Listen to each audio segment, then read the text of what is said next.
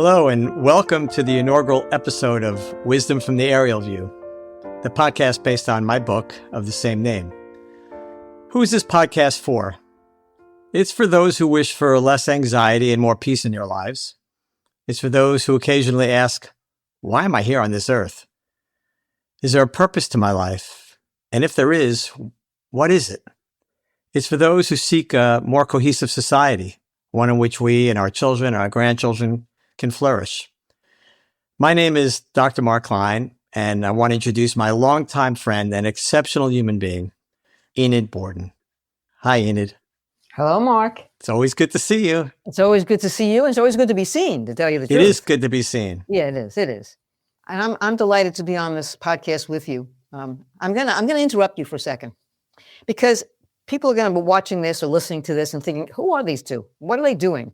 So do me a favor and do our listeners and our viewers a favor. Who are you?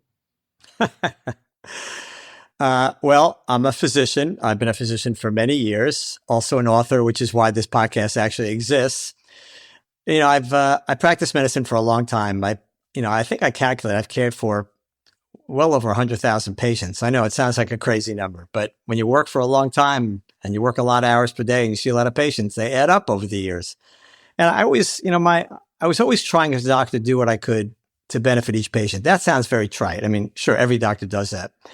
But really, that's the beauty of medicine, the ability to have the opportunity to touch people, to make a difference, I would say, in people's lives every day. So anyway, I decided at this point in my career it was time to see if I could scale this up a little bit, how I could help more people instead of one at a time, help more people reach what I hope is a better approach to life, a better way to enjoy their lives and to have more meaning in their lives.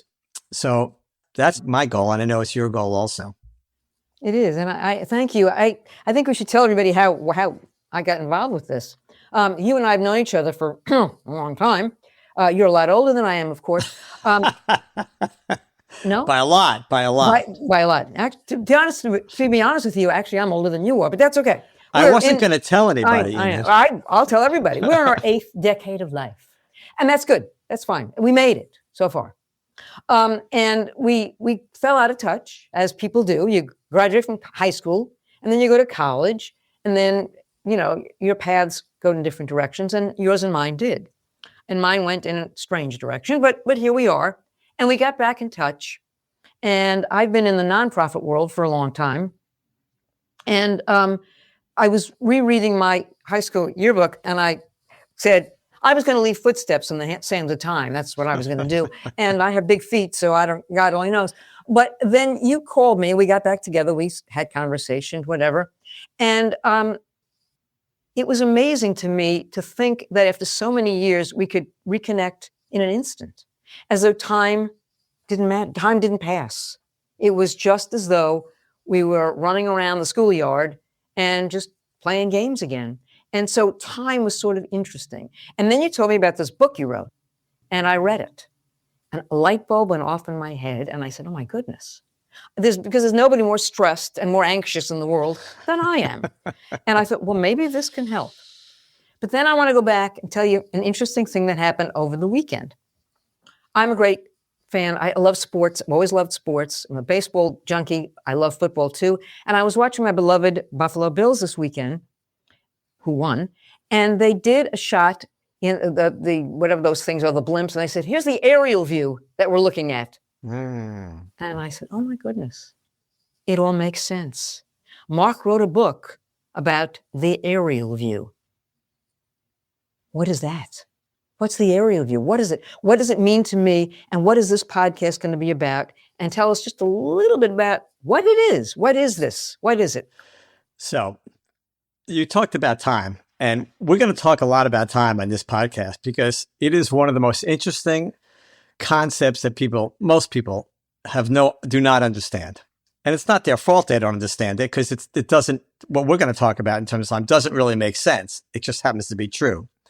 So for instance, when you talk about the fact that we lost touch and for a number of years, even though I'm going to guess that you thought about me periodically, because I definitely thought about you periodically, because that's how it is, people who impact you. And especially when you get spend some time in the aerial view, which is we're going to spend a lot of time in the aerial view over the course of this podcast, not just today. I'm talking about as we move forward.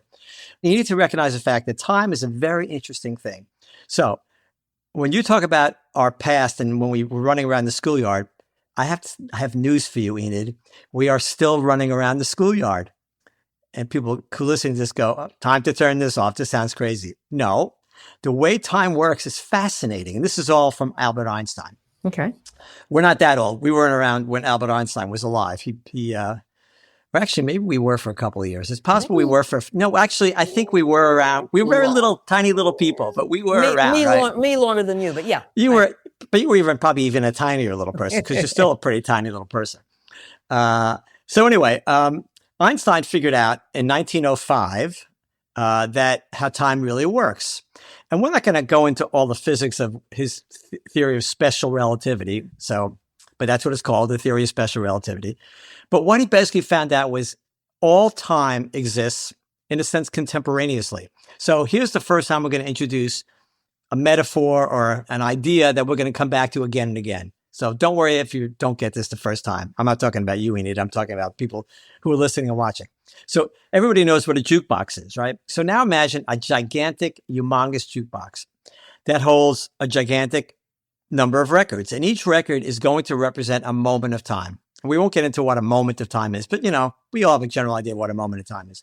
So imagine each record is a moment of time. Now in a regular jukebox, you throw in your money and you push F6 or whatever it used to be like, and now the record would pop and it would play, it would stop, next record would play, and then it would go back into its slot where it belongs. And then when another record would come out, another record would play and so on. The way time works, each record in our magic jukebox is a moment of time.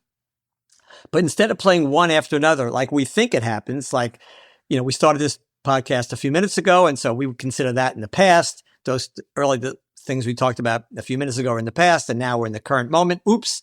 Now we're in the next moment. Oops. We're now in the next moment and so on. That's how people think time works. So our childhood, when we were running around the playground, as you were talking about, schoolyard, we would think, well, that's way in the past. It's something we can't get to. It's grayed out. It's just a nice memory, right?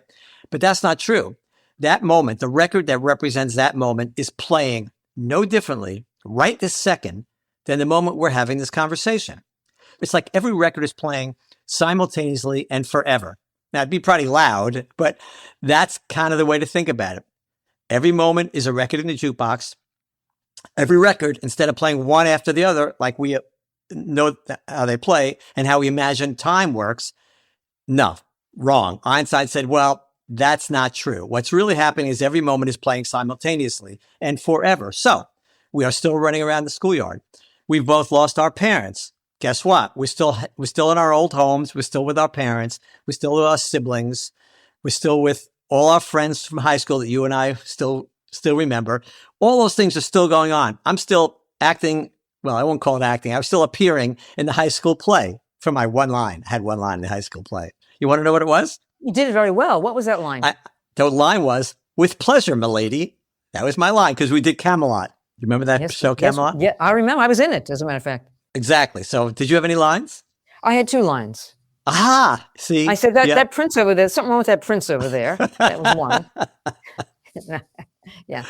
So anyway, all these moments are still occurring. So as Einstein said to his friends, he wrote a famous letter that it's been quoted many times, actually to the family of one of his friends who passed away, not too long before Einstein passed away. In that letter he wrote, and I'm going to paraphrase a little bit, to we believing physicists, past, present, and future are just a stubborn illusion. Meaning it seems to us that there's a past and it's that we can't get to. It's in the past, it's history. We call it history. And there's a present, which is what we're doing right now. And then there's something called a future, which most people think is a blank sheet of paper. But it just turns out that future is really no different than the past or the present. The future already exists. And people go, oh, come on, that's insane. Well, I'm not making this up. I'm not Albert Einstein, but that's what he showed through his theory of relativity. And we'll get to that down the road, some future discussion of why that's important. But we're just going to lay the groundwork. The only reason we're talking about time is not to bore people to death, although I think it's like incredibly fascinating. And I'll tell you an interesting story. We knew each other at this point, but I don't think I ever told you this. I was probably 12 or 13 or something. And I had this sudden epiphany. I guess you have to call it an epiphany, or it was a revelation that all time existed contemporaneously. That's heavy stuff for a 12-year-old, right? Yeah, I'd say. And as you know, I was not the smartest kid in our class. We had a lot of smart kids in our class. I mean, we're smart. We did okay, but we had some super smart people. I wasn't one of those. So why is a 12-year-old kid having this epiphany, revelation, or thought that all time exists contemporaneously? It's kind of crazy. And then I'd have another crazy thought, right? The other crazy thought that would pop into my mind periodically was a question. And the question, I don't know where it came from. Religious people will draw their own conclusions, but I had this voice that in a sense would say to me, not a voice, but a question would pop into my head saying, what's the furthest point in your life? Well, that seems like a silly question. Obviously, the moment I'm thinking about it, right? Except it clearly wasn't the right answer because I kept getting that question in my head all the time. Every so often it would pop in my head. So putting those two together, all I'm trying to say is I always had a sense, and I don't know where it came from, about what Einstein had discovered. Now, at 12 years old, I didn't know anything. I didn't know who Albert Einstein was, or maybe I heard his name, but I certainly had no idea what his theories were all about. Yeah, you thought he was a kid sitting next to you in homeroom. Yeah. Yeah. I think that was Jack Weinstein. Oh, I'm sorry. Yeah. Okay. Maybe they were related. I don't know. Anyway, so why am I talking about this crazy stuff? Because it's going to be very important as we talk about the aerial view. And to tell people right away, the reason you want to listen to this podcast is we're going to make your life a whole lot better. And I'm not kidding. All that anxiety that Enid's talking about that many of us experience, we can fix that. We can handle that without drugs, by the way. Yeah, and you've helped me, and I have to tell everybody that you've helped me already. I mean, we've been in conversations about this podcast and about the book, and during that period of time, we've been through things. Maybe they were things that seemed superficial to everybody else, but maybe to us they were important. We talked about the death of my dog, and you really basically talked me down because I was very upset that losing something like that. It's hard, it's tough. And so that's why I think this is so important. Some of the concepts that we're going to talk about they do seem a little bit spacey to me. But the more I got to understand what you're trying to say and what it means and the jukebox and you even talk about baseball in the book, about the Red Sox and the Yankees playing and all of that. We're going to get to that, and that's important. But I think what's most important to me is that one of the things you and I talked about was, why would anybody listen to us anyway? We're not famous. Who are we? Why would these two idiots from New York who now find themselves in Washington, D.C. How did you know I was an idiot, by the way? Who told you? You're somebody in the jukebox. They were playing your song, and actually, you're not an idiot. You were one of the stars of the class, and you skipped a grade, which is why I'm older than you, because they took 2 grades together. No, you're actually older than me because you were born before me, not because I skipped a grade. No, well, maybe that's true too. You see, now I learned that in the book. You see, this is about time. Right. But it's really important that we talk about these things and maybe learn from them, because we do. We are all eager and we're all anxious, and there's a difference between that. Everybody says, "I'm really anxious to find that." Well, maybe you're not. Maybe you're eager, but we are anxious about a lot of things. That's right. And when we look at things differently from a different perspective, then things sort of fall into place. I want to ask you a question, though, about your jukebox. That was very well said, by the way. Very well said. Thank you. Did you write that down? Because that's a good note. Yeah, when we're recording this, it's fine. Okay, thank goodness. But you talked about in the jukebox and the records playing at the same time, and it is rather cacophonous when you have all this music going on. But sometimes things in the past weren't so good. That's true. And so if those things are still with us, can we change them? I was hoping you wouldn't bring that up. Okay. No, only because it's absolutely true. Of course, you can't only have the good moments playing all the time and not the bad moments. But we don't have to worry. One of the other things we're going to get to is you don't have to worry about the bad moments.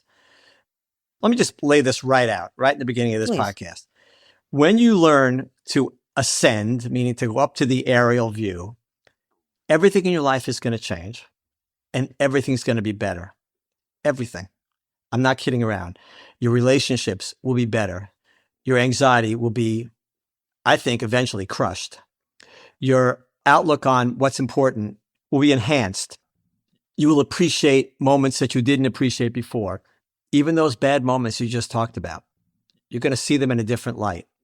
So it is, when I say the most important thing that's ever happened to me in my life is discovering the aerial view. I'm not kidding. As we go forward together, and I hope people will hang with us and we're going to have a good time. We're not like, they probably already figured out we're kind of goofy sometimes because we both think humor is extremely important, right? Yes. By the way, Yes. Enid is one of the funniest people I've ever met in my life. So be prepared. She's likely to say some very funny things. Not put too much pressure on you, but you are funny. But I promise to keep it clean. So, okay. Yeah. But once you understand what the aerial view really is and how to get there, everybody can do this. You don't need any superpowers. You don't need to go to school. You don't need to take any classes, and you still don't have to spend any money. It's free and it's available to all. It will change everything. So this sounds like hyperbole, but I promise you and I promise people who are listening and watching that it's not. That's really what we're going to get to. And it's going to take us a little time to unravel all this and for people to practice like anything else. You want to learn how to play piano, you got to practice. So, but this kind of practice is easy, but this is where we're getting to. This is the goal. So let's tell us, if you would, what was the aha moment? What was the thing that said, I don't need to be the street level anymore. I can be somewhere else. What was the precipitating factor that brought you there? Okay, that's a very good question. And we didn't even plan this question. I'm so glad you hired me for this gig, Yes. So Enid, by the way, just mentioned the street level view. We're going to differentiate between the street view, which is where we live. Everything that happens in our lives is on the street view. And we're going to talk as time goes on about this aerial view we've already mentioned, which is a different perspective. Now, it's not the 30,000 foot view. It's not like we're sitting in the blimp that, the Goodyear blimp. Is it still Goodyear? There's a couple of blimps out there. One of my neighbors is a blimp. But it's a bad thing. I don't think you can say that anymore. But anyway, or maybe now you can. She's not listening. Well, okay. Anyway. At any rate, so the 30,000 foot view just means you've rised up and you got a broader perspective. But this is a little deeper, right? It's not just perspective of the landscape in front of you. I'll give you a hint. So remember, we just talked a little bit about the jukebox of time, where all moments exist contemporaneously. Well, when you learn to ascend to the aerial view, you actually see all moments of time. In fact, you can move moments of time around like they're pieces on a chessboard or on a game board.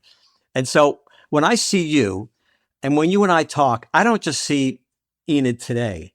I'm seeing you from years back, from our childhood, because we met, I think, in middle school. We didn't, actually, it was called junior high school. We were there.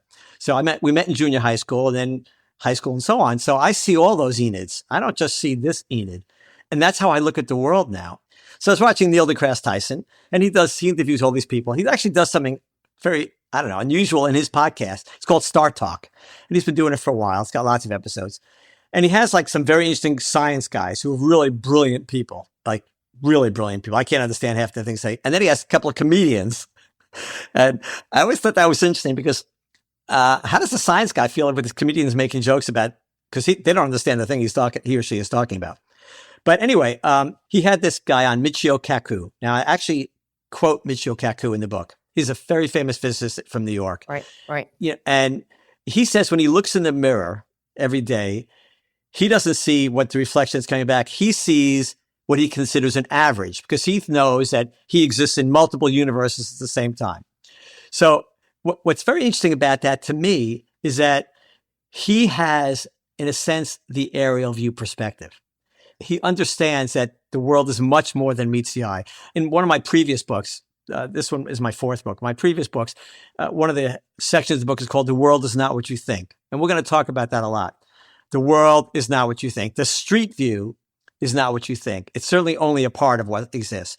So it's important for people to understand this is not astrology. This is not, new world thinking. This is actually, the aerial view has been around a long time. I just happen to give it the name, but there are many people well before me who have discovered this and talked about it, in all cultures. So this is not a new idea. I can't take credit for it, but it's an important idea for people who have never learned about this, which is most people, to understand that this exists, and that gives hope. It gives purpose. And what do people want? They want hope and purpose. They want love. They want hope. They want purpose. These are all important things, right?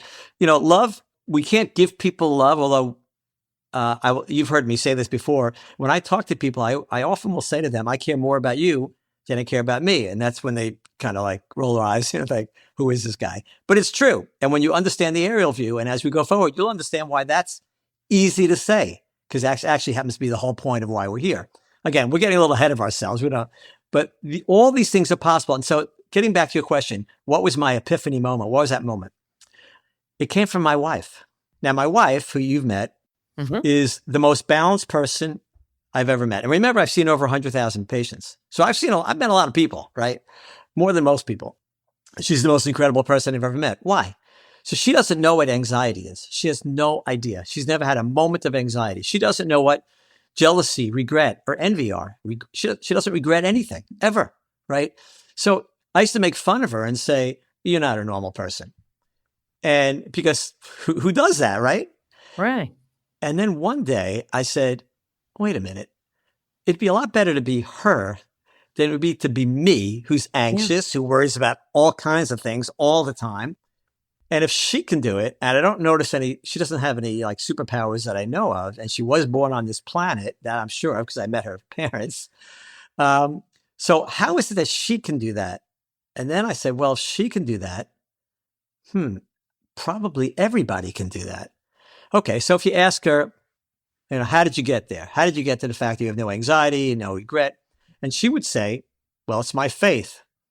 Great. Okay, now what? Okay, so there are a lot of people who have a lot of faith, whatever religion, Christian, Jewish, Muslim, Buddhist, whatever, they have faith. And then there's a subset of those people. I always say to those people, good for you, because it's a shortcut, right? You found a shortcut. If you really are a believer, if it really, really works, okay? So for her, it's a real deal for her. Not that she's super religious and goes to church every week, because she doesn't, but she has this faith. And that faith really is, in a sense, the flip side of what we're going to talk about the area of. So for people who don't have this pure faith and just release themselves to God or whatever, the rest of us, the good news is there's another way to get to that position of no anxiety, no regret, positivity, happiness, joy, all those great things, right? And meaning, right? Especially meaning. So the aerial view is the way to get there if faith doesn't happen to work for you. Well, I guess that leads to two questions. One, does she wear tinfoil on her head because she's only on Sundays? Only on Sundays. And the other thing, I guess, the question would be, faith in what? Do we have a faith in something? Is there faith? Is there a God? Is there not a God? And I guess we can talk about that in a future episode. But the question is, I don't even know what faith is. What's the definition? What does that mean? And how do we get there? We'll talk about all those kinds of things in our subsequent podcasts. Well, let me just answer the faith question real quickly. Please. Yeah. Because I think we have a few more minutes. But yes, she has faith in God, right? Very traditional Christian faith, right? Right. So hers is very standard, off-the-shelf Christian faith, right? Now, you make a very good point. What is faith to people? It's unclear. It's probably different to different people, but that's what hers is. So for those people who really have that faith, that's a really good thing. I mean, it's a really good thing. And I do. It's like that shortcut that you're playing a game like Chutes and Ladders or Candyland, where you land on the right spot and you get to go like 50 spaces ahead, right? Faith, I think, for a lot of people is like that. Candyland? My God, you really are. Well, I have grandchildren. Okay. Either that or you've been playing that in your office, in the back of the office. I know you. Okay. Yeah. All right. Fine. You didn't have to tell everybody. Okay. I have to tell It's the first episode, right? It is. It's the first episode. But it's interesting, though. And even though her faith is different from your faith in all sorts of aspects of your lives, they come together. And do they come together in time, or do they come together? Why do they come together? Well, they don't necessarily come together in the sense that I come from a different perspective, right? Which is what the whole purpose of this, right? So it's not that I don't have, do I have faith? Not like that, right? It's not enough. It's not enough to me to explain the world. Why is there violence? Why is there brutality and cruelty? And, I wrestle with all these things all the time. Sure. And I dislike them tremendously. But I don't have the kind of faith that she has, which just says, everything's fine, right? I believe in God. I believe in, my religion, my faith. Everything's fine. It's going to be okay. Whatever happens, happens. That's pretty much where she comes from, right? And it gives her that peace. Yeah. Well, for most people, that doesn't work, right? It's not enough. You have to have, quote, some kind of faith. It doesn't relieve all their anxiety. It doesn't eliminate regret and jealousy and envy and all these things. It doesn't do that. Yeah. The aerial view does all of that. So, this is why I'm so excited about this, because, as doctors, I said, it was a one-on-one. As a physician, I always said, there's only one thing I have to think about: what's best for the patient. I always did what's best for the patient. You got to be careful as a doctor. You don't get distracted by other things like money or more time off or more prestige or whatever, right? If you're a doctor, you don't want to get distracted by those things because they will take away from what your main mission is, which is the person in front of you, that patient. So I always tried to keep in mind, do what's best for the patient, everything will work out. Okay. It's the same thing here, right? So now the world is my patient. That's how I would look at it. And I want to bring something that I know works to as many people as possible, because there's no reason to go through life super anxious. There's no reason to be regretful and to worry all the time about a decision. We'll finish this with a quick, short answer. Most people think that if they make the right choice, everything will work out. And if they make the wrong choice, oops, really bad. That implies that there is a correct or best choice. Guess what? There's not. And, that could be a tease for our next It is. That's episode, good. but That's there good. is no such thing as a best or right choice. So we're going to take a lot of that anxiety right off the table in the very early parts of this podcast series. We're Good. going to talk about why you don't have to worry about making the best or correct choice, because there's no such thing. You make me feel much better. And we'll leave it at that. And that's a good way to leave it, because it makes us think. And that's what we want to do at the end of all of these programs. We want you to think at the end of every episode, what did he mean by that? What does that mean? And how does that impact my life? And how do I, going forward, take those lessons and take the burden off the shoulders? Because it's tough and the shoulders get heavy. They get heavy. And life around us is getting heavier and heavier. We had a school shooting yesterday. Everything in our world seems to be coming at us at once. And you're going to help us relieve those kinds of pressures, that anxiety. 100%. Good. 100%. We look forward to it. We're not making this up. This is real. The aerial view is real. We're going to teach you how to get there. Good. Next time. We'll see you next time. Next time. All right. Thanks, Enid. Thank Bye. you. Bye-bye.